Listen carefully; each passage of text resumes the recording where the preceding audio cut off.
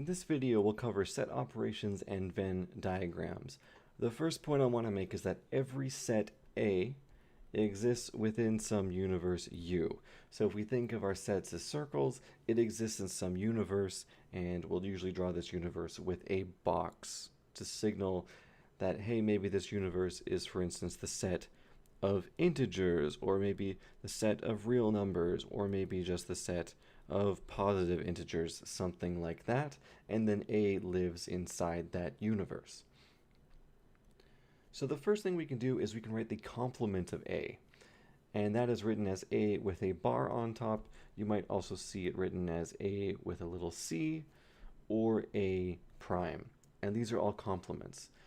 Essentially, if we have a set A, and this is our circle, and a universe U, the complement of A is everything outside of the set A that is in the universe. So in order to define a complement, you need a universe to talk about. So for instance, imagine if I had A, which is just the set containing 1 and 2, but the universe was all the numbers up to 5. So the universe is set 1, 2, 3, 4, and 5. Then a bar, or a complement, would be everything in the universe that is not in A. So a complement would be 3, 4, and 5.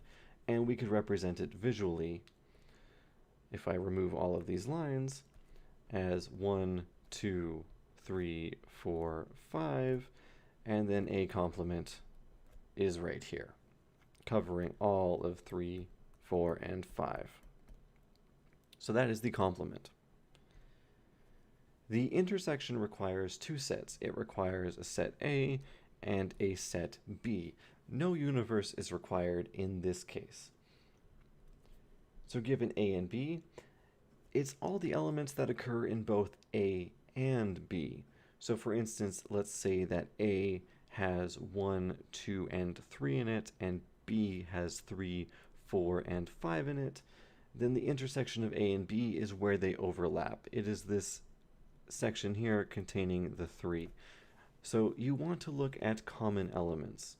So if I have 1, 2, and 3 for A, and I have B with 3, 4, and 5, really we just check to see which elements are similar, and then that makes the intersection. So the intersection of A and B would be the set containing 3. And that is with an upside down U. The union is essentially whether the element is in A or in B. It can be in both, it can be in just one. So if we have A and B, we'll use the same sets as last time. We'll put 1, 2, and 3 in A, and 3, 4, and 5 in B. And in this case, A or B just says we take all of the elements and we put it in a set. So visually, this would look like both of these sets completely covered. So A intersection B would be the set containing 1, 2, 3, 4, and 5. We could write 3 twice, but remember that repeated elements don't count.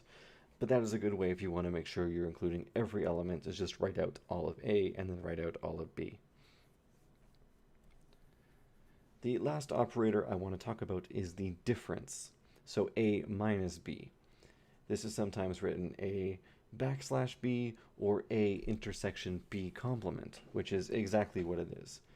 And I think visually,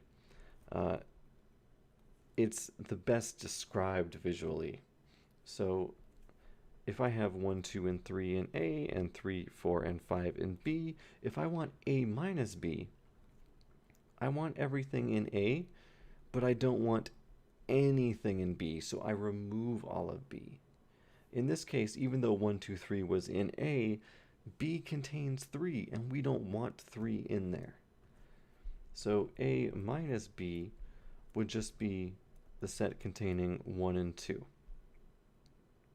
So I like the minus symbol for this, mainly because it's kind of exactly what it says. You take everything in A, and then you subtract whatever's in B. So A contains 1, 2, 3, B contains 3, 4, and 5.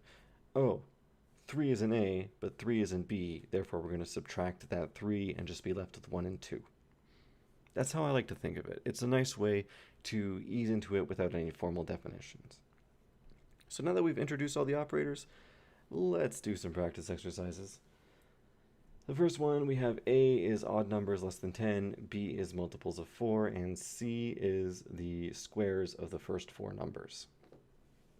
Okay, if we want A union B, we just write out everything in A, 1, 3, 5, 7, and 9, and then we write out everything in B, 4, 8, 12, and 16, and that is A union B. It is everything in A or B.